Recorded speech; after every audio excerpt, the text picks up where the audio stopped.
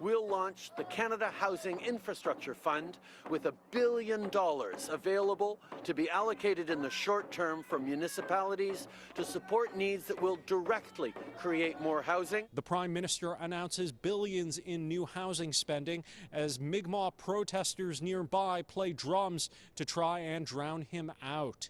The new money includes a top-up to the Housing Accelerator Fund, a $6 billion fund for municipal housing infrastructure like water lines, and Housing Minister Sean Fraser announces that very soon public transit funding will be tied to densification. This $3 billion annual fund will support communities that are willing to increase density by allowing more apartments within walking distance of post-secondary institutions. We're going to require that they eliminate parking minimums within 800 meters of high-frequency transit stations. The $6 billion infrastructure fund will be contingent on densification.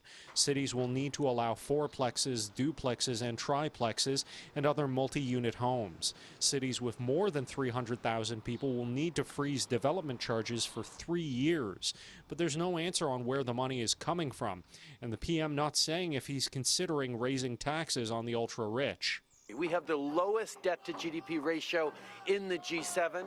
We're the third largest economy in the world with a AAA credit rating from the international bond rating agencies.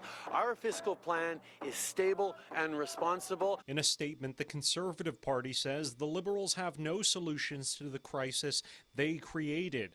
Under Trudeau, Canada is building fewer homes than we did in the 1970s when Canada had half the population, yet the Liberals continue to double down on their failed policies. This is so we get beyond the idea that it's just supply, supply, supply. It's about the right targeted supply to the people who need it most and the people who are hurting the most under an affordable housing crisis. The Canadian Housing and Renewal Association says it's pleased to see the push for more densification, but says Canada is still in dire need of community housing and other homes for low and moderate income people. The lack of affordable housing is a bottleneck to our economy. We released a study a couple of months ago showing that it actually increases productivity, GDP per capita, when we increase the supply of community housing. So this isn't just a social problem. This is a very big economic problem that the government is trying to solve, and it's going to take investment to get there.